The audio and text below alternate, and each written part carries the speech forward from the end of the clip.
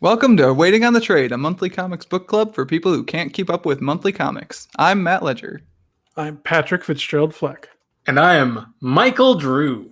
This month, we're talking about Batman Hush, the 2002 classic from author Jeph Loeb and superstar artist Jim Lee.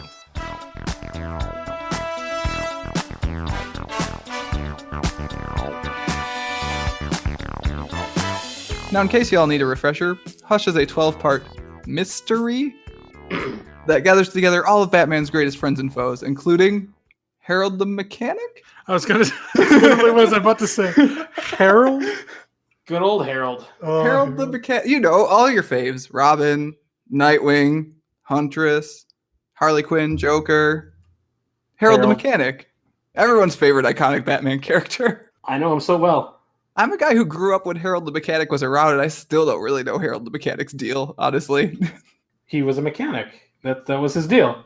So, I mean, his deal is briefly explained in Hush in a way that actually kind of makes sense, right? And, like, I know I'm pretty sure that was, like, an Alan Grant, Norm Breyfogle comic from, like, late 80s. But, like, Harold was around in the early 90s. He was around for, like, Nightfall and shit when Azrael was Batman. But, like... I recognize some of those words. One's putting Harold in the animated series, man. No one's putting Harold in the movies. Why is Harold in this? It's a very Jeph Loeb character, though. Okay, you're gonna have to explain how, because I was thinking like the essential question we have to answer in this podcast is Hush good or is Hush bad? I feel like that's it, right? Like that's the thing. And we're gonna figure it out. We don't have to come to a decision right now. But I feel like the moment when Harold the Mechanic is revealed is that's when you really start to have the conversation about is Hush good or is Hush bad? I think you've had that decision made for you prior to that, but that's okay. I don't know about that actually, because like there's a lot that's forgivable about Hush because it's just Batman's greatest hits, right? It's Jim Lee drawing Batman shit, which is dope. There's a reason everyone and their mother was excited about this when I was 12. So we are so accustomed to having Mike with us that we just blew past our format. Introducing him? We always forget to introduce the person. It's not just for Mike. It's true. I am very insulted by the fact that I was not introduced properly. Well, please, Mike, introduce yourself to people who may not have heard you on such previous shows as Battlestar Bros, and that's it. And more hello. Other episodes of Battlestar Bros. Well, my name is Mike. I'm a fellow loser to these two, and I don't know. I don't know much, so I don't know why they have me here, but that's their choice. So now you okay, Mike. I knew you were going to stumble when you came to introduce yourself because you always do. No, it's okay because he's listened to all our other episodes, so he knows he should be describing how he got into comic books right now. No. I don't want to ask Mike that question. Oh, okay. All right. You guys, everyone just knows I'm a nerd. The comic books just appeared in my life. No. It's really all Matt's fault. I was going to say, Matt Ledger appeared in your life. Matt Ledger appeared in my life. Uninvited. I tried not to have you in my life, and then that happened anyways. It's true. So then we started going to the comic store in Eau Claire, and I picked up Wonder Woman and Supergirl, and that was that. Never have I read Batman. This is the only Batman story I have ever read. Interesting fact. Okay, first off, I'm going to give you some shit because before I left Wisconsin, I gave you these comics, and I gave you Zero Year, and you have not read Zero Year, and I'm upset with you, is what you just said to me now. I didn't even remember you gave it to me. Oh, shit, I probably is lost. It's too bad, Mike, because Zero Year is really good. Is it better than Hush? I would rather read it again than read Hush. So, first I want Mike to explain to the listening audience how we ended up on Batman Hush from the volume of Sandman, the random volume of Sandman that we promised at the end of last episode. And then we're going to talk about my experiences with Hush when I was 12 years old, I think. And then we'll work from there. And I'll just be here, so it's fine. And you, Pat, can feel free to make fun of either of us as we explain either of these things. I never felt I needed permission before, but thank you.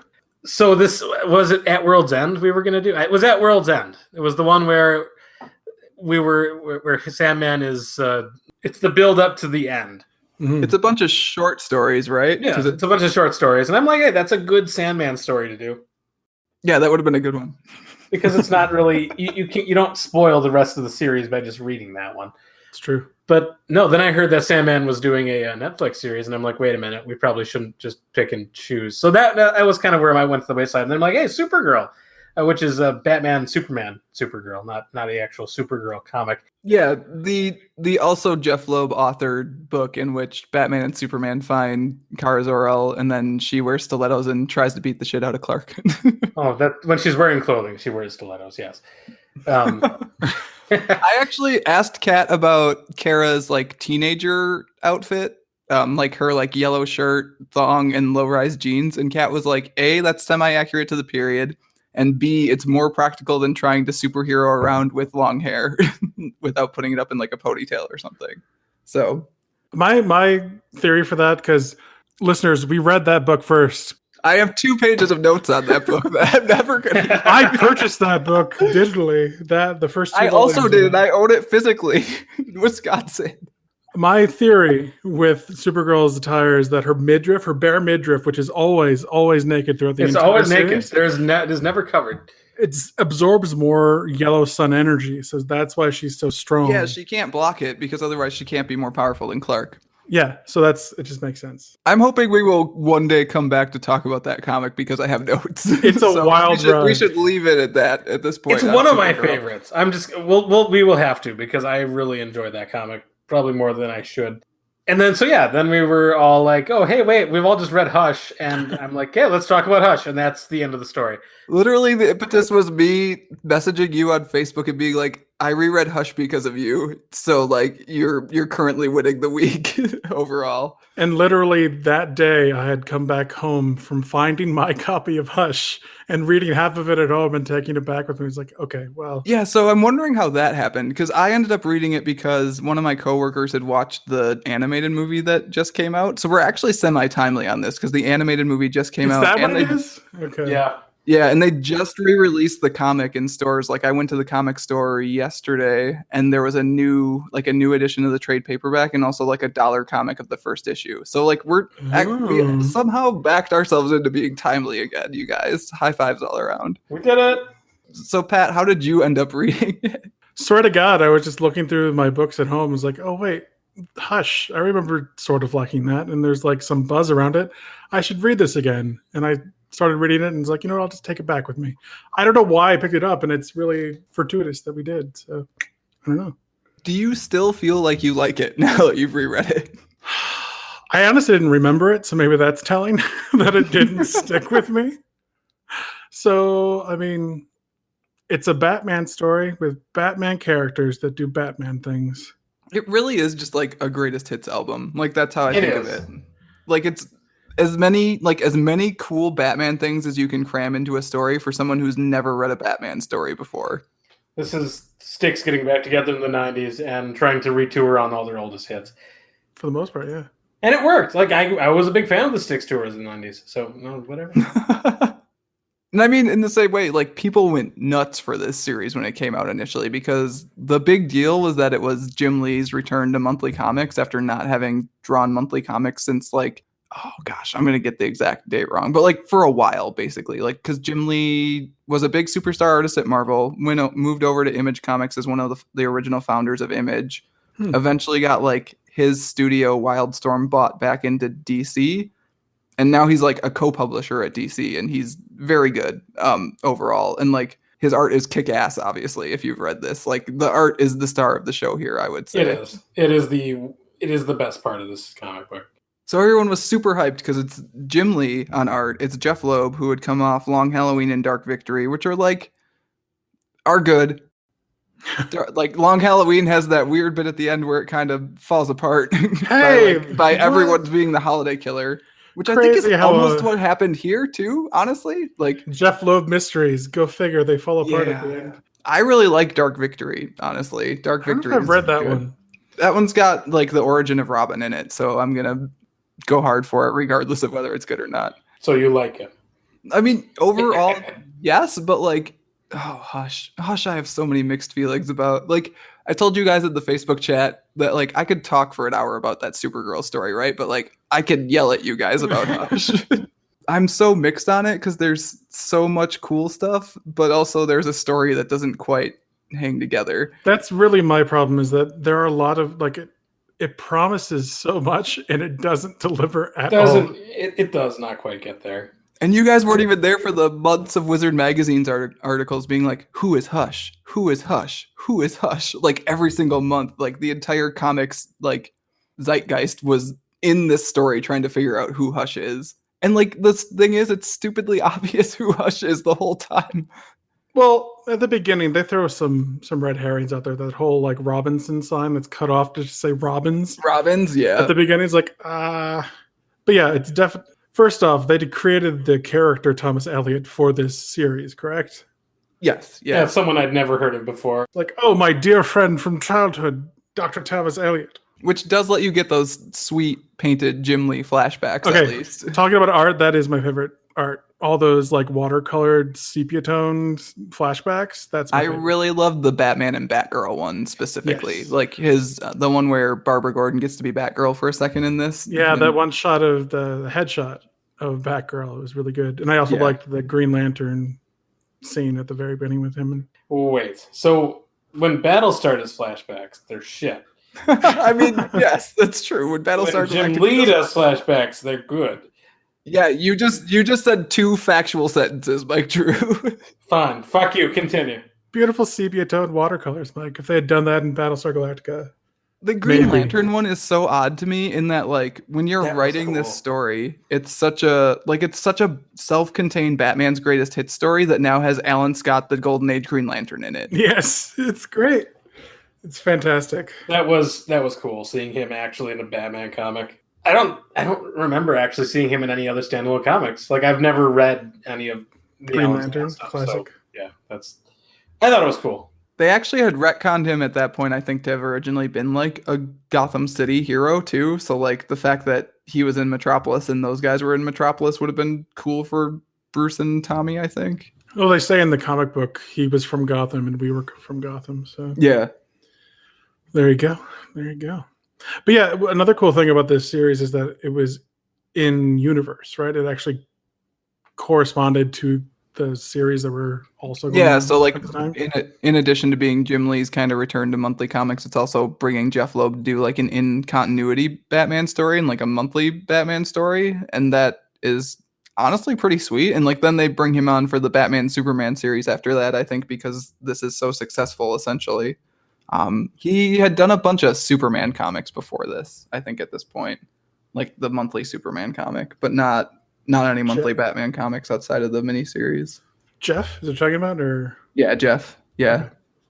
I'm on first name basis. So. Yeah. Jim goes on to do Superman comics later. So okay, yeah, because we got President Lex in this one for just a brief glimpse. President Lexipoo, which is sure a setup for Batman Superman.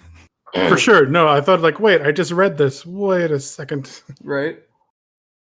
Jeph Loeb actually does a really good job in all of his stuff of kind of like pulling threads of his own things like forward. Because in here, Harvey's referencing Long Halloween stuff too. Harvey Dent. Oh yeah. Is he?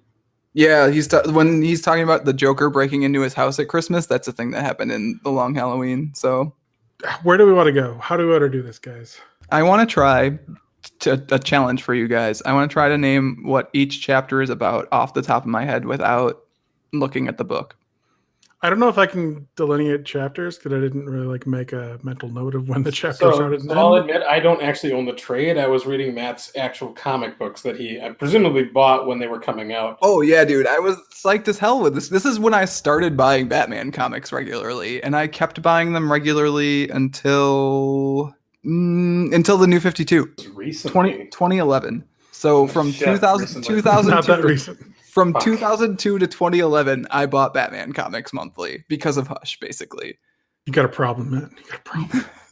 Well, I wasn't buying comics monthly, and then everyone was so pumped about this, and Kryptonite Collectibles had it every single month when I'd go to play HeroClix, so I'd just buy it. And I bought all 3 covers for the last issue because the last issue had the normal cover, which is like a third of the triptych that Jim Lee did of the heroes. Okay. The fold-out heroes cover and the fold-out villains cover. I own all 3 of those. Yes, sir. All right. So, chapter 1: Killer Croc kidnaps little boy. Mm-hmm. Rich little boy. He's got some money. Catwoman's in the background of that one panel, and then she steals some money. And then she's like, "Oh, money! I want this." And then Batman's like, "Oh no!" I gotta chase Catwoman, and then his bat line gets bat cut. Did you just say bat cut? Yeah, and he falls to the most dangerous alley where his parents were killed. Right? It's that alley. Is that the same Oh, alley? yes, absolutely it is. Yeah. It's the Yeah, same because fucking alley. because nothing is a coincidence. Everything is planned. It's the Everything only is alley planned. in Gotham, Mike. Of It course, is you the landed only there. alley in Gotham. Doesn't matter which buildings you fall between. You landed Crime Alley. It's Crime Alley. Why did they walk down it? What's fucking named? It wasn't at the time. It wasn't named Crime Alley at the time, Mike. Well, they should have had some foresight then. And then It crime was started called happening Mugging in it. Alley. Yeah. Mugging Alley. It was called Hand Over Those Pearls Alley. Yeah. What you do with them pearls? So he crashes. Huntress crashes. shows up to defend him, which proves to you that Jeph Loeb's writing a monthly comic in current continuity because Huntress shows up. Because I had who is Huntress? She's one of the birds of prey. Whew, which one, Pat? The one in this one, which I guess has a new costume, I'm led to believe. Yeah, a new Jim Lee-ified bare midriff costume. But this Huntress is essentially the daughter of a mob boss who then wants to take down the mob, is the short version. So Electra Nachios is what you're saying? Close, Okay. but not. But Without the magic ninjas? yeah, without loving Batman and without getting killed and being resurrected a bunch. Well, that's just... She also has a crossbow, if I remember right. She does like crossbows. Well, she's got that going for her. So yeah, Huntress shows up. She gets Batman in the car. Batman calls his good friend Tommy Elliott, who we've all known about for years. He didn't call him. He tapped out Morse code Morse codes for coded him. Tommy Elliott. while semi-conscious, like, sure, Batman, you do you. My good friend, Dr. Thomas Elliot, who I haven't seen since I was 8. Meanwhile, the quote-unquote titular Hush is doing mysterious stuff. Like standing on top of buildings with robins in the background. And taking suitcases from Poison Ivy and all that jazz. Yes. Bruce Wayne survives. Turns out it's his book. After that. There's a really like semi-sinister looking panel of Dr. Elliot saying that he'll survive the surgery. And then it cuts to Hush, who is also Dr. Thomas Elliot, looking at the newspaper and cutting it up with a batarang. So the next bit is... I don't remember, Poison Ivy? Killer Croc escapes. Oh, right, Killer Croc again. And Because then he goes to see him in Arkham, and then he escapes Arkham, right? yeah, and Okay. Intentionally. Of course, all by design. and I believe issue 3 ends with that very iconic Batman Catwoman kiss Yes. on the rooftops. But the first chapter ends with Catwoman's butt framing Poison Ivy's entire midriff.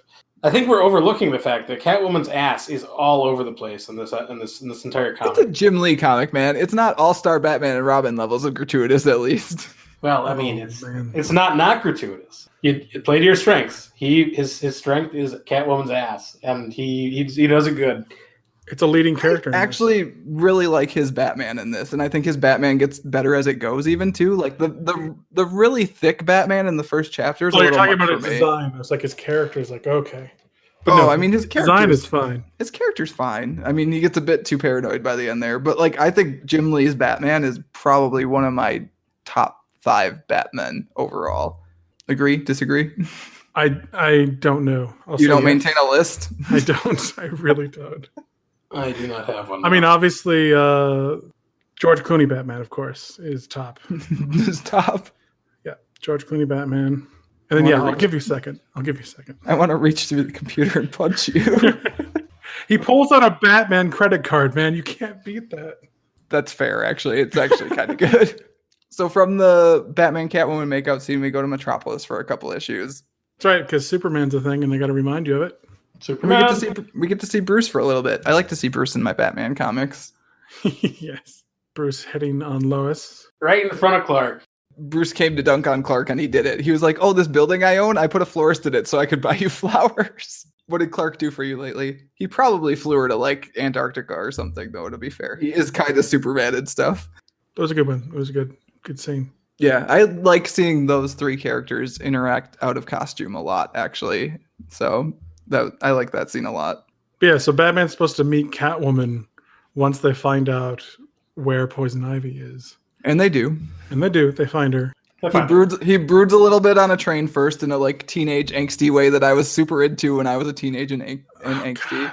He's so hormonal, Matt. But I was 12, Pat, Well done, so it resonated with me real hard. Oh my god, I kissed her, and I Tell how like. much you've grown up since you've turned 16. I know, right?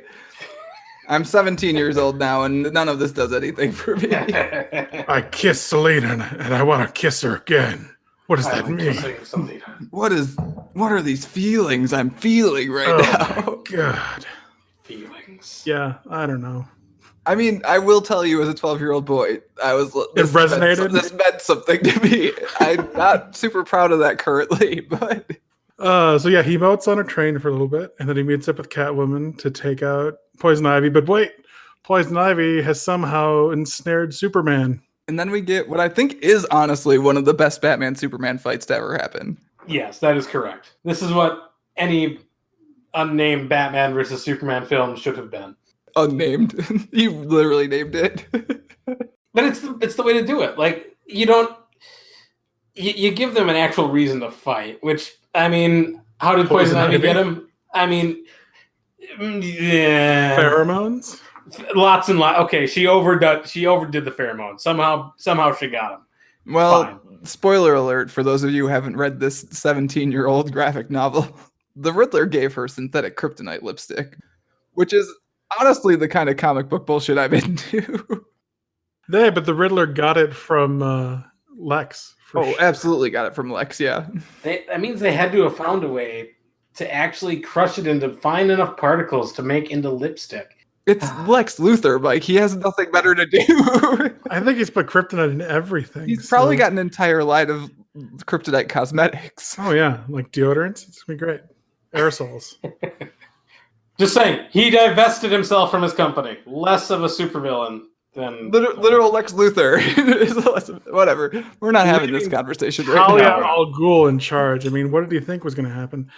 Anyways, so Poison Ivy gets taken down because, of course, Soups has to save Lois when Catwoman drops her off a building.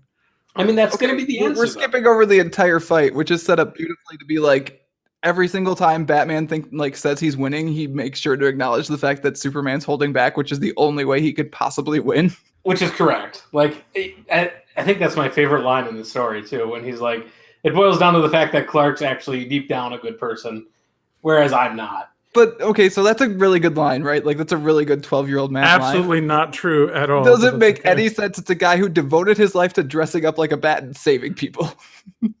Yeah, it's fine. It's fine. I just let him think he's a bad man. If that's what he needs to think to get through the day, let him think it.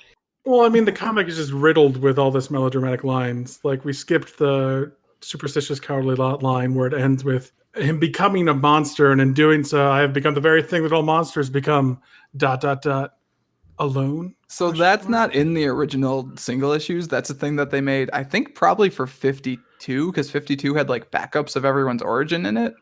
So like that's not in the single issues, and there are like certain pages throughout this book that are not in the original single issues, and they threw me for a loop every single time. This is a little too much for me. I had to take a break after. No, that was a lot. Yeah, I agree. Like even the melodramatic like teen romance train angst I can get into still a little bit. I can even get into Batman not thinking he's a good guy because he's Batman and he holds himself to like a higher level of perfection, right? Like whereas he sees Clark and Clark actually is perfect in his eyes.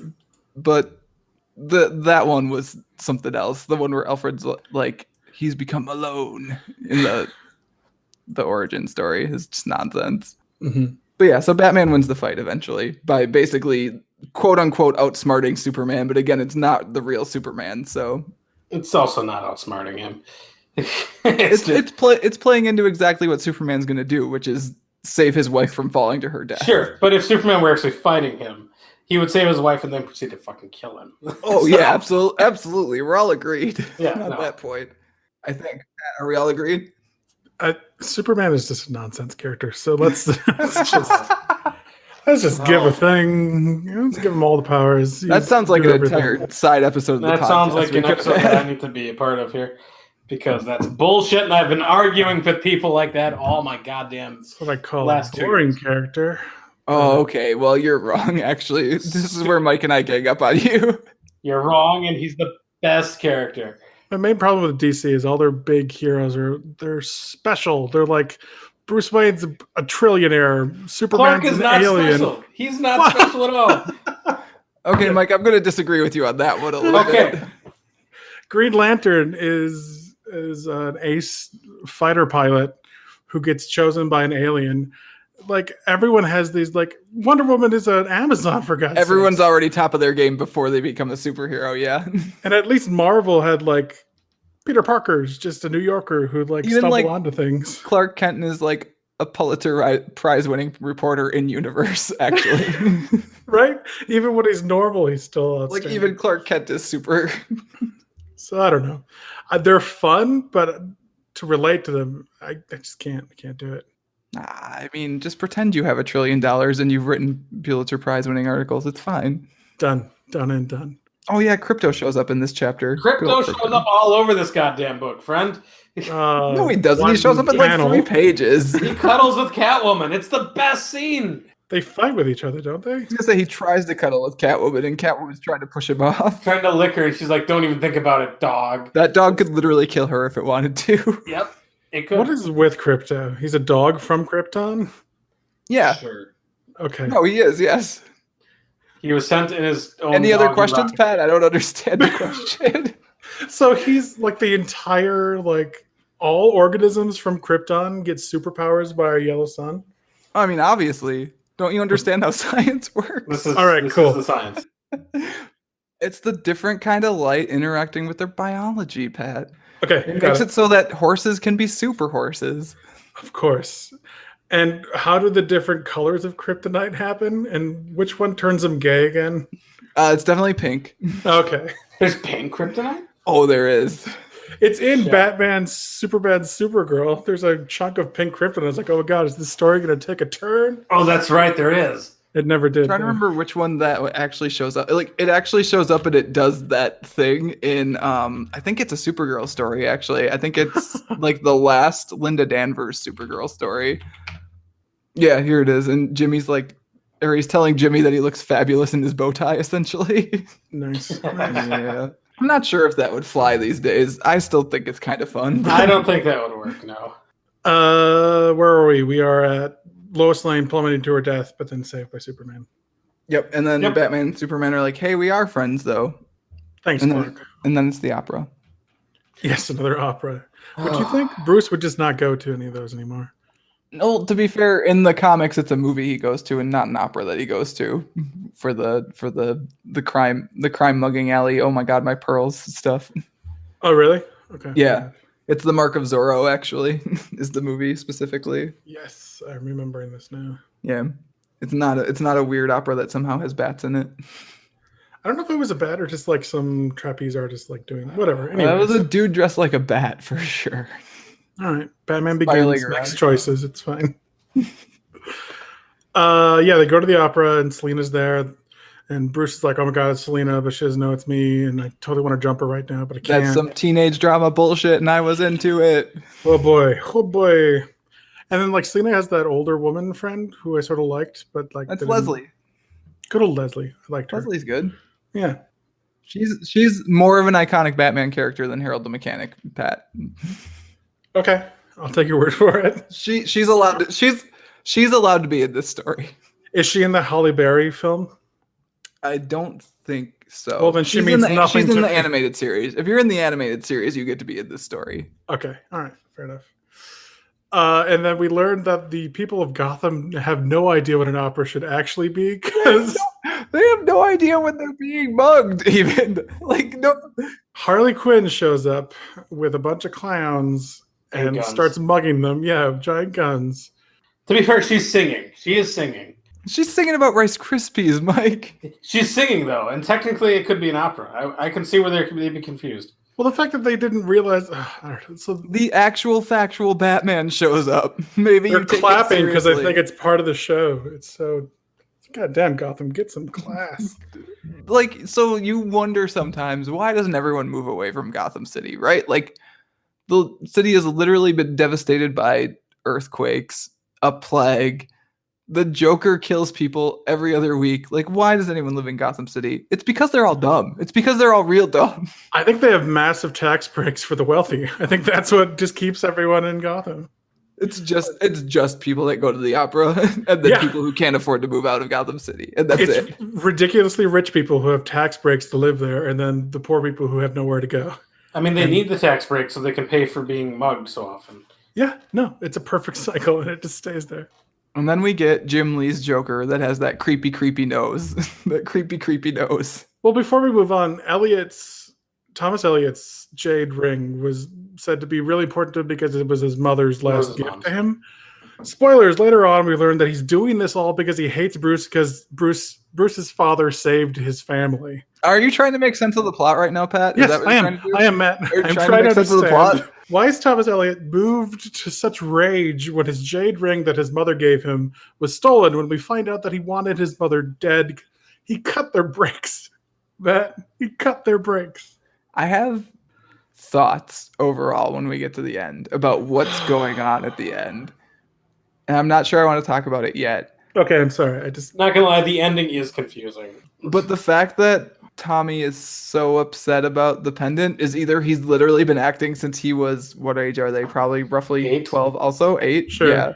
Oh no, because it has to be from before Bruce's parents died. So it has to be like around 8. It's to set up his death. That's why he's upset. He knows that Harley Quinn is going to be there. He needs to act upset so he can be in the alleyway supposedly and die. Oh no, absolutely. But even when they're 8, he's mad though. When he's 8 years old, he's give it back to me. Bruce in the face. Yeah. Like that's the whole thing. Is like Bruce knows that it means something to him because of that interaction. Or do we tie it into like him being incredibly greedy because he wants all the fortune of his family, and that includes this jade ring? I don't know. It's a weird character when you get into it, so let's just keep going. Yeah. Harley robs people. Tommy is upset that his ring was stolen and chases them. Catwoman gets hurt. Did she get beat up by Harley? I think she gets shot, yeah. Yeah. Harley brings up the big guns. And yeah, they run into Joker in the alleyway with a dead Thomas Elliott, supposedly. And Joker with a pistol with a bang flag coming on it, which obviously Batman's like, well, that must have killed him. I mean, when you put it like that, it sounds really dumb. Like, where's the bullet coming from, Batman? Detect that. His other gun, obviously. Ah, yes. His flower that shoots bullets. The greatest detective that's ever lived obviously jumps to the proper conclusion and starts strangling Joker. Which is, okay, so this is like the Batman's Greatest Hits album, right? And like, should Batman kill the Joker is a Batman's Greatest Hits question. And it was one that, as a person who was just coming to actually reading comics outside of like Batman Adventures for the first time-ish at this point, like reading regular monthly comics for sure, it's a question that like I hadn't super gotten into at this point. Mm-hmm. But at this point, it's a trope to me. At this point, it's of course, he's not going to kill the Joker. What are you talking about? It's Batman. So, like, that's the difference that 17 years makes, I guess, to the point where it's like, when I read this the first time, I was like, oh, this is super interesting. And, like, of course he should kill the Joker. Like, the Joker has done so much terrible shit. And in 17 years, I've come around. I'm like, I mean, like, he's not going to kill the Joker, though, because he's Batman. Right. I mean, they're bringing in the whole Jason Todd, right? Well, I mean, at this point, it's Barbara, it's Jason, it's Barbara too. Yeah. Jim Gordon's wife, who he like had just shot in No Man's Land semi-recently at that point. Oh, damn. Yeah, like it's those three are the biggies, and there are also others essentially. But then, goddamn, Gordon's like, no, he killed my whole wife. Family. He crippled my daughter, but I can't let you do this. It's like, goddamn it, Jim, you're the best. Yeah. Jim is the best. And like he wasn't even commissioner at this point, and Jeph Loeb was still like, I'm gonna get Jim Gordon in this story. Citizen Jim Gordon, yes. Yeah.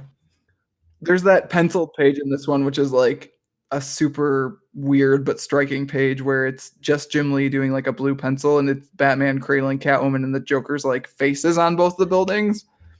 That's a super cool page. Because Selina's trying to talk him down. He's like, no, you don't understand. This could be you. I can't lose anyone else. And it flashes to him like thinking about what would happen. Yeah. A little too melodramatic, but the imagery is cool. I mean, and also like the scene where Batman's literally standing with blood on his hands and like there's blood where the bat symbol would be. Pretty good. Like pretty good art overall. I don't know if we said that enough at this point. Art good. Art good. If it wouldn't drive down ratings, I would argue he would have killed him already.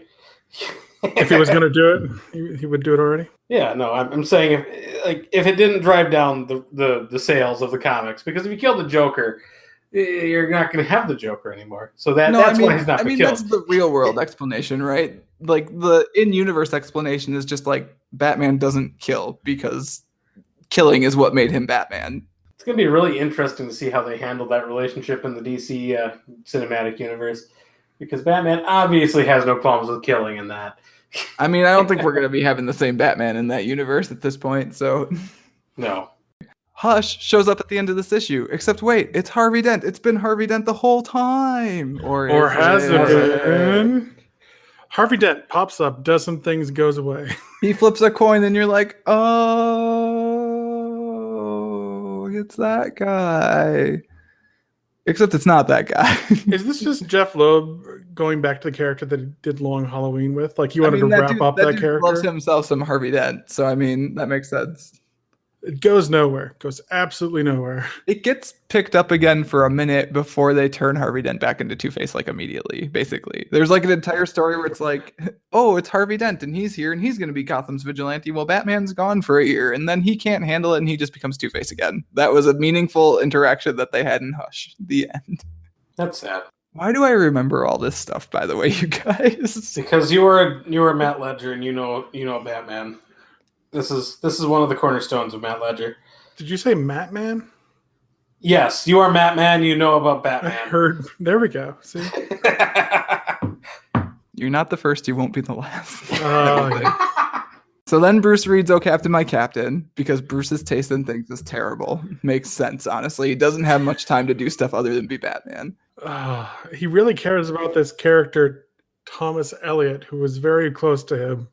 Oh yeah, Thomas Elliot, his closest friend from back in the day. Yeah, who would like all the flashbacks show Tommy being a complete asshole to him. I don't know why Bruce is so desperate not for all of them. Just most of them. A good flashback. Aren't they playing marbles in one? I can't remember. No, they're trying to play chess, and he it's not chess. It's like a war game of some sort, which is like Stratego. Yeah, basically. And then it's supposed to seg into the fact that this is all a war game, essentially. But this is the Batman Nightwing issue, and it has Nightwing in it, so I like it. Yeah, so Nightwing's like, oh, dude, I'm sorry about your best friend that I haven't heard about before.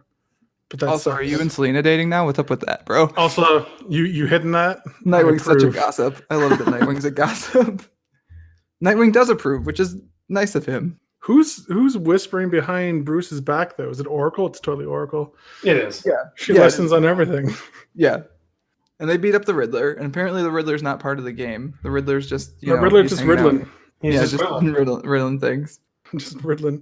And then there's some ash from the only place that ash could be from, Lazarus Pits. Makes sense. Which obviously means Ra's al Ghul is behind everything. That seems a little easy, right, though, Bruce? Like, right, Bruce? World's greatest detective. Maybe it's not him. Maybe it's not Ra's. I like how Bruce is like, it's him. Doesn't even analyze what their motivation would be to do that. He's just like, bad guy does bad thing. Must stop. I mean, he's just gonna go confront him, right? So that kind of makes sense. But like, it's obviously like if it was Ra's, it would be much more well organized than this, and there would be a reason. Like, what reason does Ra's have to do this? He's not just gonna mess with you to mess with you. But then, so to get to Ra's, are we a Ra's podcast or a Roz podcast? I'm a Roz man myself. All right, Mike, got the deciding vote. All right, it's Ra's. It's Roz. You're on. Like from Frasier. They're very similar characters. I get what you're saying. They are. One of them's the leader of a League of Assassins that like goes through the world trying to enact their ends, and the other one is Ra's al Ghul. Yes, yeah, exactly. No, so he bat jets over to Talia, who's in charge of LexCorp. Yeah, which I don't remember how that happened, but that's a Jeph Loeb thing. Because Lex Luthor divested himself. Yes, but I don't know why he chose Talia al Ghul because I don't know what they've had to do with each other before that, honestly. But that's a Jeph Loeb thing. And Talia still got a thing for Batman. Well, I mean, yeah, like, okay, this is where we talk about who is the best Batman love interest. Let's say who we think it is on the count of 3. I'll give you guys a couple seconds to think. Okay. Think about it. Mike, you ready? No, but we'll do it anyways. All right. 1, 2, 3. Talia. Ra's al Ghul. Ra's al Ghul. Mike, what did you say? Robin. Jeez, you guys. It's Ra's al Ghul inside the body of Talia. Oh no, actually, Pat, you're right. You're right. I'm sorry. I'm sorry for rushing to judge. Thank you. You're correct. It is Ra's al Ghul inside the body of Talia in that episode of Batman Beyond. Yep. I mean, there's so many links to put in the show notes for this episode because we haven't explained any of these references because they all just live in my brain cohesively. Of course. I mean, who hasn't seen that episode? Oh, it's a good episode. Only topped by the Clayface episode from the animated series. Which one? The Clayface episode where he's a little girl and doesn't know that he's Clayface. Right. And he's hunting himself. Yep. Clayface. If you don't know how to write a Batman story, just make everyone Clayface and you're done. Okay, you're jumping ahead of yourself, sir. I'm sorry. Yeah, so this is an issue where actually like a bunch of weird stuff happens. And I talked about at the beginning how like where it breaks down for me is when Harold shows up. Now I think it actually might be earlier than that. I think it might be this issue is where everything starts to break down. This is what I'm saying. Because, and Pat, feel free to jump in if you have like similar thoughts.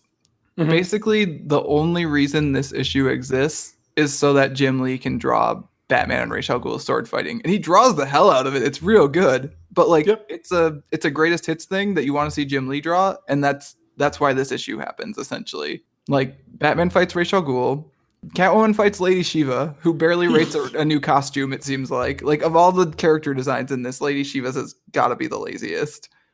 But she kicks Catwoman's butt, right? Oh, which she should. She should just beat the shit out of Catwoman. Catwoman's just just a thief. Lady Shiva's like the best martial artist in the world. There you go. And also Harvey Dent shows up to talk to Jim Gordon, which means an amount to you if you've read like Long Halloween and Dark Victory, but if you've only been reading Hush, is just like nonsense and shows up out of nowhere. Like Harvey Dent's just starting to like derail this plan by whoever Hush actually is apparently, and like it doesn't mean anything to you unless you've read other books, and like Hush is supposed to be the perfect starter Batman comic, right? Like that's the reason people keep recommending it to people. Yeah, this is not the perfect starter Batman comic.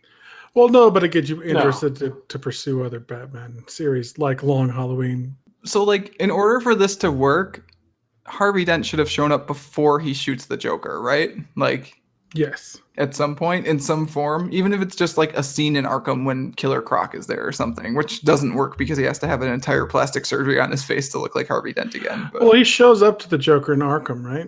Yes, he shoots the Joker, shows up to the Joker in Arkham and takes off his bandages, and that's a big reveal, which was actually kind of cool. Like, hey, I have these bandages on because they healed my face and stuff. Because plastic surgery. Yeah, which if it was that easy, why didn't it get done forever ago? But whatever. It was really expensive. But this is the part of the book where Harvey Dent starts driving the plot, and Harvey Dent wasn't in it until chapter 6, right? No, it would be 4 and 5 are Metropolis, 6 is the Joker at the end, so 7. He wasn't in it until the end of chapter 7, and now he's an integral piece of the plot. Yes, sir. Weird. So anyways, that's this is for me where this is the issue where the book starts to break down, because things start to happen because Jeph Loeb wants to see Jim Lee draw it, and because Jeph Loeb likes Harvey Dent a lot. Yeah, that's exactly what happened. Oh, so Mike, you didn't actually get to read then the little interlude in the Batcave where Alfred's fixing Batman up and Catwoman's like looking at all his scars then, because that's not in the single issues either. No, I didn't get to see that. Oh, where she's like, it's a Catwoman scratch. She's like, oh, you remember that one?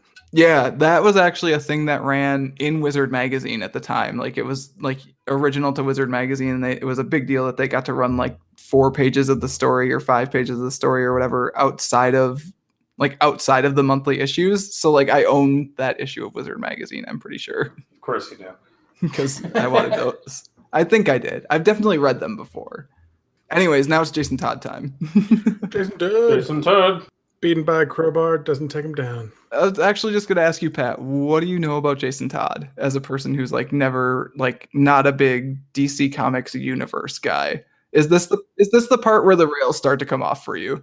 I mean, I know Jason Todd because I've watched and read enough Batman to know that the Joker kidnaps Jason Todd and beats him with a crowbar And kills him. and kills him. Yeah. Blows him up real good. Mostly because of, is it Batman Beyond where he comes back as crazy Joker? No, Or is that Batman. animated series? No, Jason Todd's not actually in the animated series. Where isn't there one where Jason Todd comes back as Joker? No, that's Tim Drake. Actually, it's old Tim Drake made into the Joker. Fine. You see how all this stuff just lives seamlessly in my brain. He was beaten to death by Joker with a crowbar. That's what I know about Jason Todd. That's most of what you need to know, honestly. Cool. He was Robin. He got killed. Gordon Freeman could have taken him. The crowbar. That's a crowbar Crowbars? reference. Yeah. I think so. That's a crowbar joke, Mike. We made a crowbar jump. Mike, you're a little rusty at this podcasting thing, huh? I have an almost 7-month-old. I'm rusty at everything outside of raising a child. That is a fair point. All right, so how does Jason Todd enter Hush? Hush. Hush. Well, first Tim Drake shows up, and Tim Drake is probably the best Robin, though not the best character to have been Robin. So Tim Drake is the one who's like, Tim Drake wanted to be Robin. No one else. He wanted to be Robin real bad, so bad that he found out who Batman was, and then was like, hey, I'm Robin now, essentially. And he's real mad at Catwoman, except it's all an act, because they just want to see what's going to happen. And this is where it starts to break down for me, in that, like, it really starts to break down. Like, last issue was like, okay, the wheels are coming off. How did they know Catwoman was going to steal a bat bike from the Batcave and go down that exact road so that Huntress could cut her off? Greatest detective ever. No, that's not Batman making that choice. That's Hush & Co. making that choice. Oh, I see. Yeah, that's complete. Yeah. Riddler, best criminal mastermind ever. Do you want to know, we're jumping ahead here, do you want to know how the Riddler forgets Batman's identity later? Because they were like, oh, we can't let that happen. He gets hit on the head. That's it. That's all. That's it. That's it.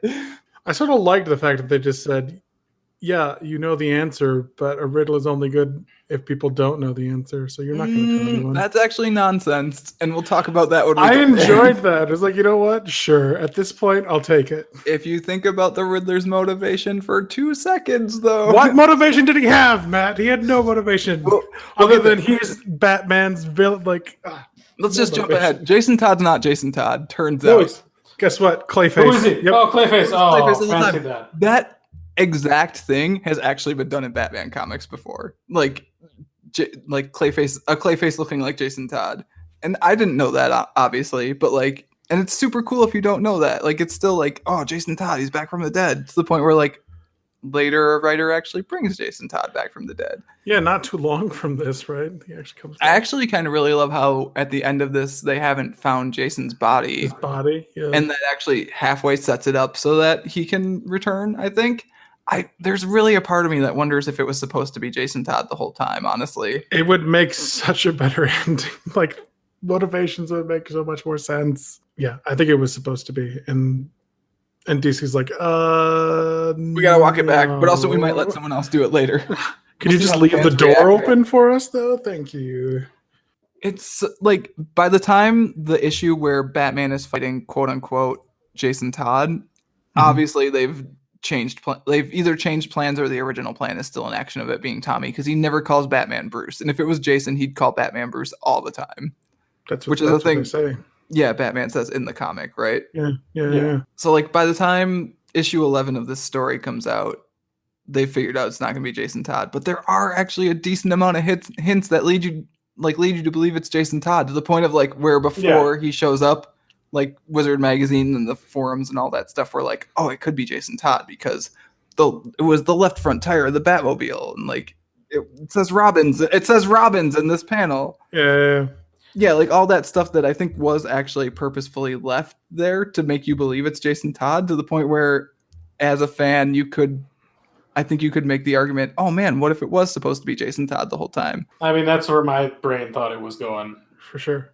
Yeah. I looked for anything to like find someone talking about that, and I'll look again before we actually put the episode up to see if I can find anything, but I couldn't find anyone talking about that. So as far as I know, it's just a fan theory that it could have, like, maybe it was supposed to be Jason Todd. Because everyone's pissed that the movie, the big reveal at the end is that Hush is Riddler. I think that actually, so I was reading about that a little bit as I was prepping, because I did get time to try to look a couple things up, and I think that actually might be a better ending, honestly. But like, so the Lazarus pit like bulked him up? I don't understand. Oh, I don't know about any of that, but like just the fact that you don't bring Tommy Elliott back from the, like, for Hush to be Thomas Elliott is so, I don't like to denigrate other people's stories, but it's like stupidly obvious. Like, hey, we introduced this character for this story, and turns out he's the mystery villain we introduced for this story. Yeah, but the twist is that it wasn't Thomas Elliott, it was Riddler directing him. That's the twist at the end, which isn't a great twist. It's not actually the Riddler directing him, though. It's them like working together-ish. I don't know. It's weird. It's weird, man. We're not quite there yet. We're still in chapter 11. Okay, sorry. Bruce has to yell a lot, and then Clayface dissolves, and then he shows up on that bridge, and Harold is there, and that's supposed to be a good cliffhanger.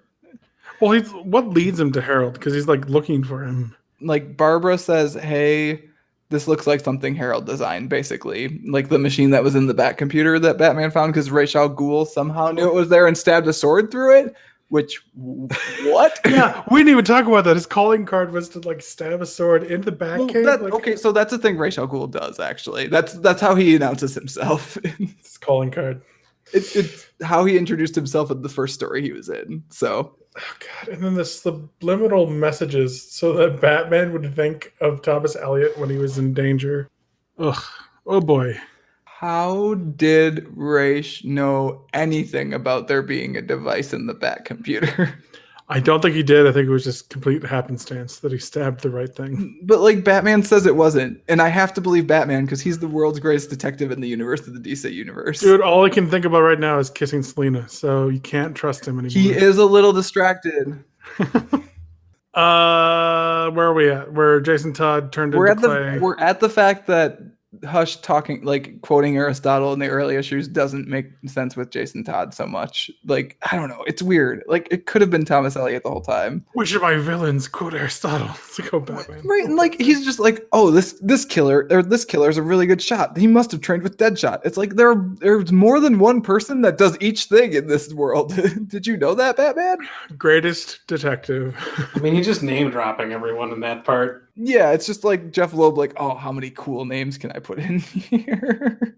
Yeah, Harold gets shot after being surgically healed from being a hunchback or something. I'm not quite sure. It's my first introduction to Harold. He seemed like a nice guy. Seemed like He was a nice guy, actually. He built a subway that goes from the Batcave into Gotham City. It was cool. Had to die to make room for Toy Man. Yeah, which is a whole whatever.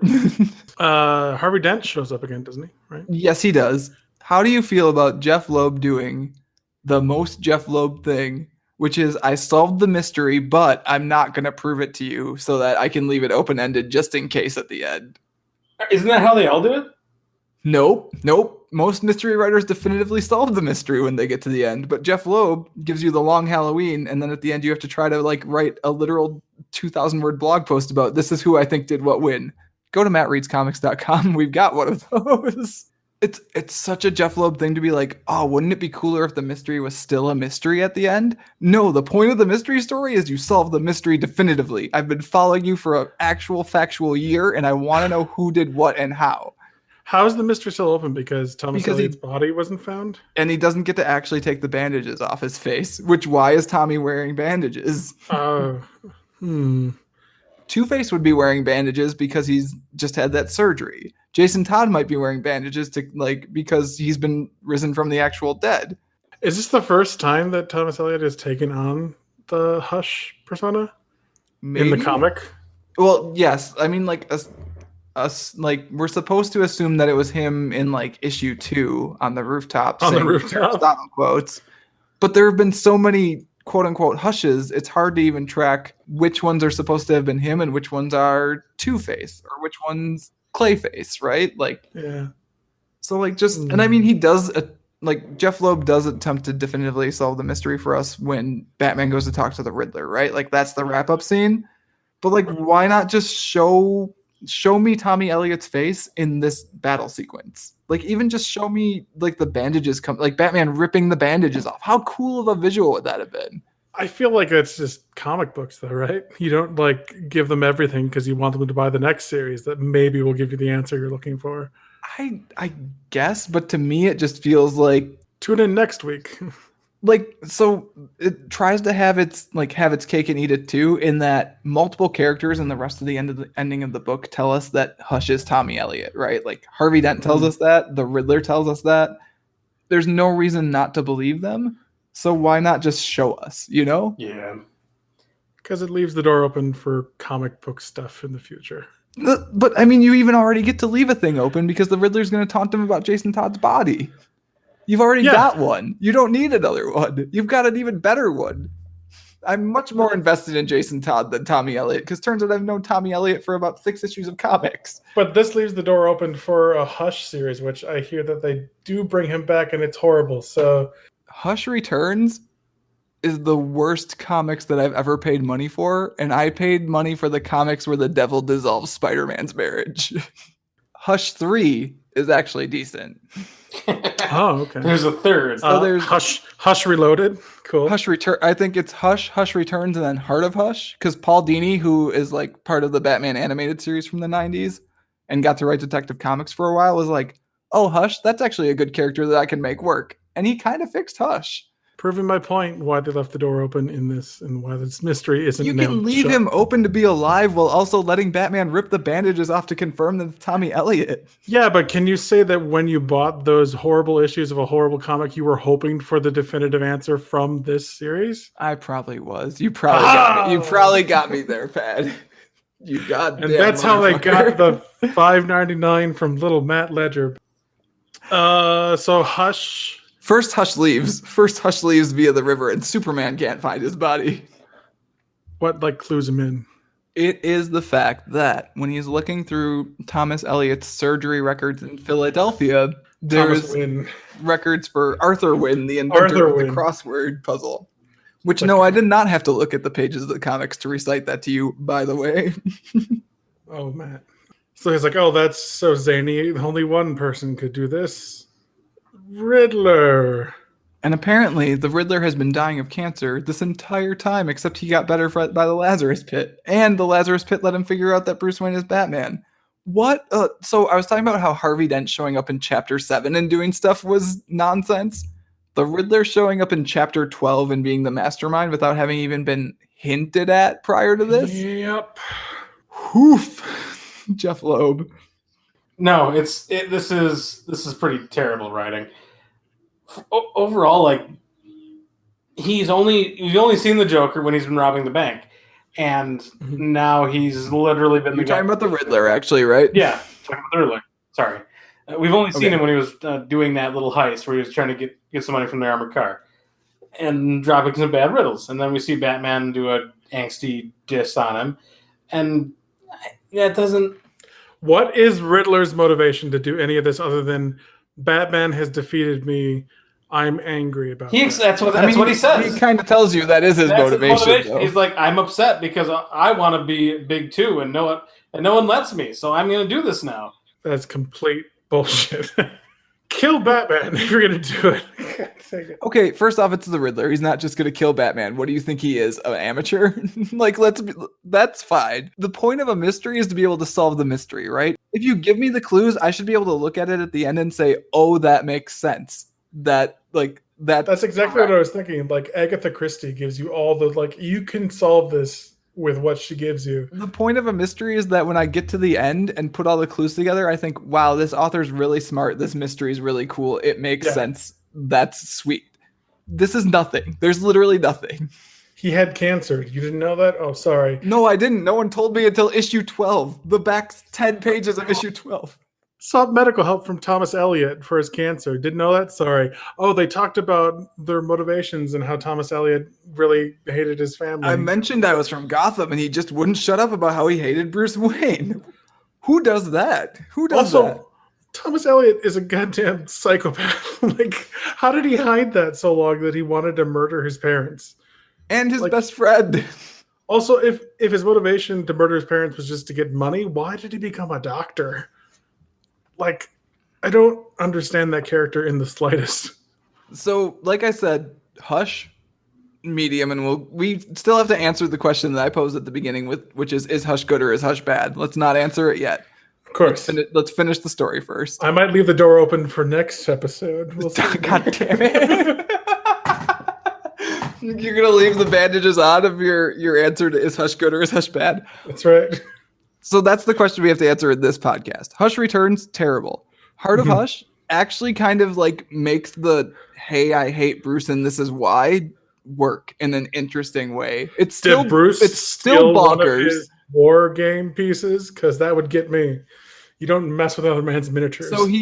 So he had his parent, like his dad died. Tommy Elliott's dad dies. His mom lives. He's stuck at home caring for his mom because she's like an invalid after the surgery. Yes. Yeah.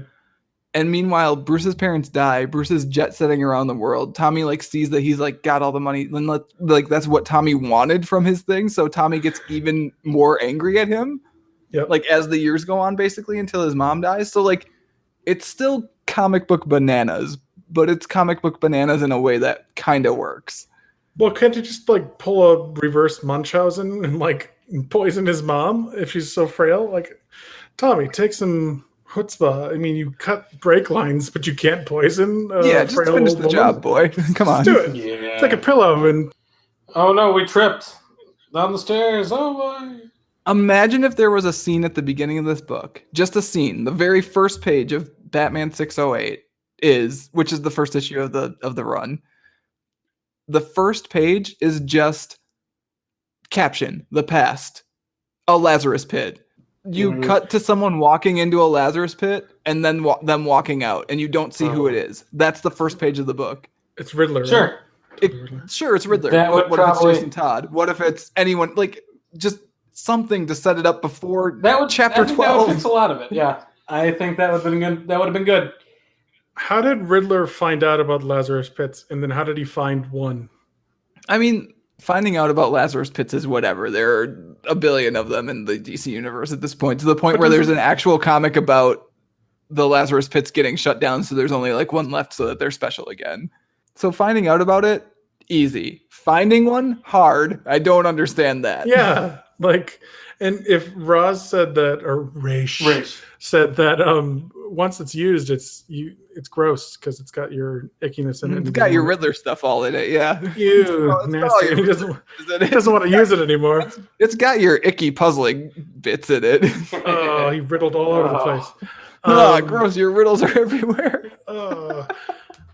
So, like, if it's one and done, you would think that Raish would protect those with, some Master's importance. Yeah, like he's got a League of Shadows, right? Or something like that. Something. I don't know. But Riddler just flounces in there, dunks himself in it, gets crazy Takes a smart, bath. crazy mad. And he's like, you know what? Killer Croc. Let's go find him. Oh, wait, Bruce Wayne is Batman. Bruce Wayne, of course. Killer Croc. I've got a... It doesn't make any goddamn sense. How did he figure out who Batman was? I mean, it's kind of easy. Who's the richest guy in Gotham? It's Bruce Wayne. It's true. Fine, but Like the resources of Batman. I don't like. I mean, Tim Drake did it, so I mean, the Riddler should be able to do it. And he wasn't even dunked in a Lazarus pit, so... I know, right? Tim Drake's really good. Yeah, I don't like... Gets Killer Croc to kidnap a kid. Gets Poison Ivy to make Killer Croc kidnap a kid. What is even the actual point of what they're doing, too? Like, what are they doing to Batman? How are they doing it? What is the... Because Tommy mentions the fact that he's going to take Batman to Arkham where everyone else gets the pleasure of, like, unmasking, right? Sure. At the end, on the bridge. Yeah. So it's like, Killer Croc kidnaps a kid. Batman goes there. He meets up with Catwoman. So that's interesting.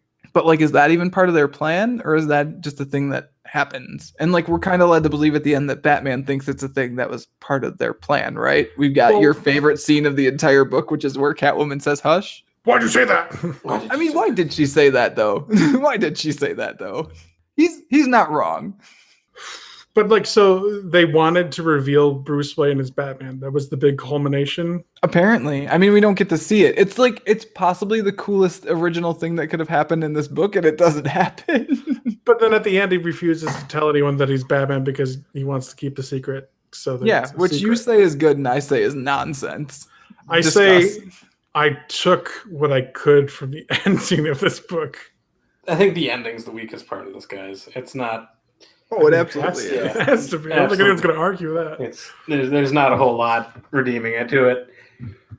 Also, why Riddler? Like, I think it's because, like, this is another like Long Halloween Dark Victory thing. Like, Jeph Loeb's Riddler in Long Halloween and Dark Victory is kind of the guy who's like not good enough to play. Essentially, like in Long Halloween, he doesn't get killed because it's April Fool's Day. Essentially, like the killer like outlines him in bullets essentially, and like in Dark Victory, I think Batman like kind of roughs him up and has him try to solve the mystery, but I don't think he does it. I don't remember exactly. But like the Riddler's the guy who's not good enough to hang with the rogues, like the rogues gallery in Jeph Loeb's mind, but is also very interesting because he makes it into both those stories, right? So it's like, how do you make the Riddler dangerous? I guess is it what Hush is about? Question mark. So in order to do these things, they have to know Batman is Bruce Wayne, right? Yes. Yeah. Which if it's Jason Todd, that makes complete sense because Jason Todd knows Batman is Bruce Wayne. This is true. So if it's not Jason Todd, you have to explain how these villains know that Batman is Bruce Wayne. And maybe that's where you're like, oh, the smart Batman villain figured it out. The smart one didn't figure out that he's Bruce Wayne. I don't know. I honestly don't know. Because, it's so out of left field. And it doesn't even make sense that the Riddler would sit on the information because the Riddler's whole deal is that he's trying to outsmart Batman. And what is the best way to outsmart Batman other than like, oh, I figured out your secret and I'm going to tell everyone?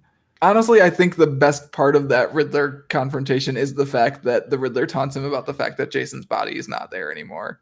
So, controversial idea. He should have stayed together with Catwoman at the end. But she said hush, Mike. She said hush. It's monthly Batman comics. You can't change things too much.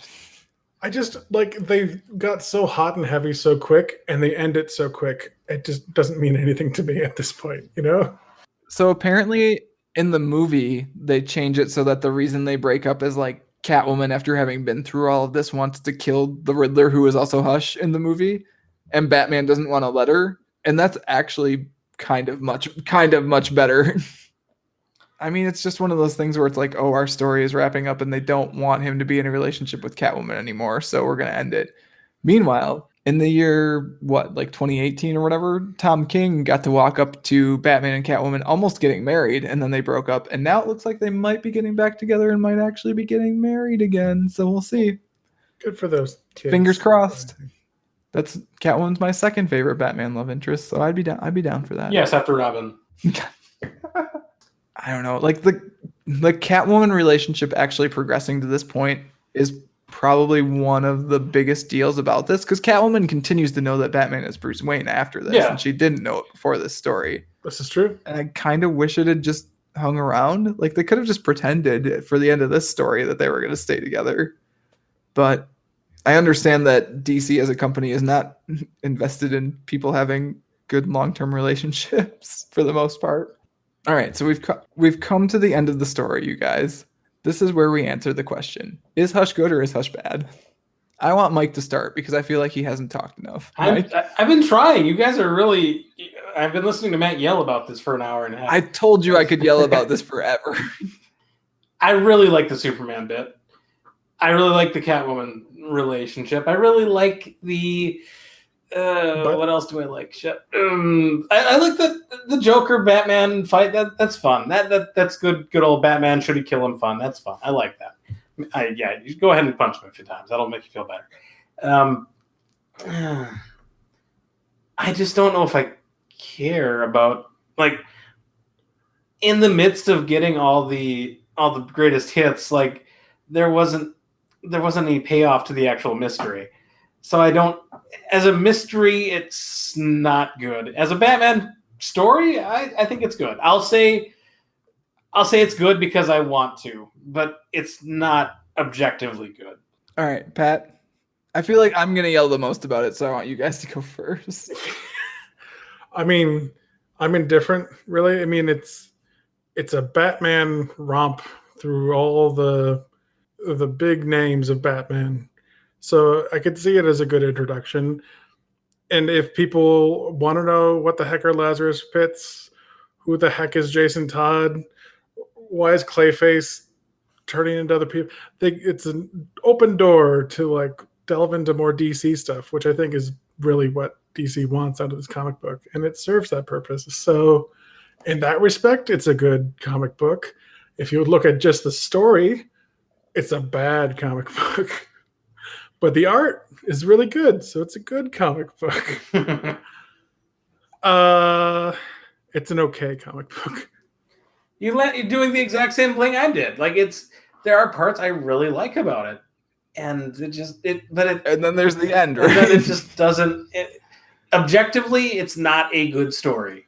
So I keep coming back to the fact that I bought Batman comics monthly for 9 years after this, so obviously something was good about it. So naive. You wanted answers, they were not coming. I mean, a little bit. I mean, I bought freaking Hush Returns. So, like, obviously I enjoyed something about this comic book. And, like, the art's so good. Like, I would put this up against, like, basically any other Batman comic for art, honestly. The art is top tier. And like, especially as a person who's just coming into, let's say you've seen the animated series or whatever, you've read like a couple comic books, you're coming into Batman comics from there, like this gives you all this stuff. It gives you a little bit more maybe than you need because it's got Harold the Mechanic and the Riddler coming out of a Lazarus pit at the end, but like that's right. Yeah. It gives you Batman and Nightwing's relationship. It gives you Batman and Tim Drake's relationship. It gives you Huntress, who at the time was a thing. Mm-hmm. Like, it gives you Batman and Jim Gordon and like how they're tied together against like the cesspit that is Gotham City. Like, it has all the good stuff in it. Yeah, like none of it is the best execution of any of that stuff, I would think. Like, if you were like, I like this bit of Hush, I can point you to various stories that are like, hey, read this one instead, though. Sure, but I mean, it's a gateway to that. Exactly. Like, if you really liked this character, pursue these books. So I think it is successful in that, like, if someone reads it, like, you can convince someone to read it and they will like it at least up until the end, and they might even like it through the end because they might not think about it too much, or they might be 12 years old because it's cool, right? Like, it's cool as hell. So yeah, I'm like, is it good? No. Is it cool? Yes. I don't know which of those matters more, honestly. For comic books? For comic books, probably cool. Yeah. It's kind of cool, right? Like, do you have any recommendations? I'm sure that there's tons you can branch off of this. I actually didn't think about it because I was thinking about recommendations for Supergirl. Batman, Superman, Supergirl. I'd recommend it. Yeah, I mean, why not? You can just continue to follow the Jeph Loeb train into Batman, Superman, Public Enemies, and then Batman, Superman, Supergirl. And then I would get off of it at, I don't remember what the third volume's actually called, but the third volume is where it starts to like deal with DC stuff that I personally have no investment in. It's like the Freedom Fighters and Legion of Superheroes villains and stuff. And I'm like, let's get off of that. Let's be done. But then it picks up again. So the Batman, Superman series overall is a decent read. I mean, if you liked this quasi-mystery, Long Halloween is also a trip and also falls apart at the end. So. Long Halloween's another one where I'm like, is it good by the end? But at the same time, I was invested enough in it to write a like 2,000-word blog post about it. It's probably longer than that, actually. And the art is so good. Like, it's a classic. There are so many callbacks to that throughout all Batman media. You should probably read it if you're a Batman fan. I mean, there are callbacks to it in Hush, essentially, too. Yeah. So, yeah, Long Halloween's good. I mean, honestly, if you somehow get to the end of this and you're like, I want to know more about Hush, skip Hush Returns. Skip it. Pick up Heart of Hush by Paul Dini and Dustin... Oh, shoot, I'm going to mispronounce this. Nugan, I think, something like that. It's in their Detective Comics run. It's actually good. Sweet. I think we've reached the end.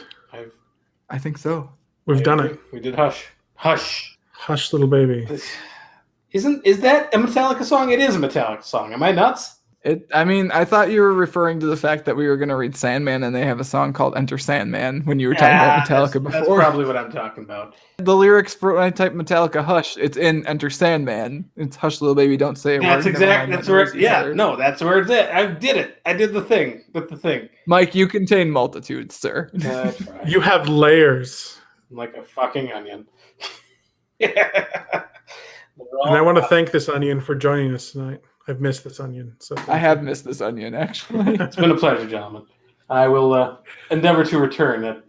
If people wanted to find you on the interwebs, do you have any place you would like to direct them to? Well, I have this 4-year-old blog post.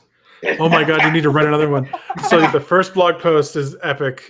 It's very good, to the point where both Kat and I are like, why didn't he keep writing blog posts? Although, again, it's understandable. Turns out you're a father now. Well, I've been thinking about it again. I have thoughts on things, and I should write them down. You should jot them down before you forget. I've mostly been forgetting.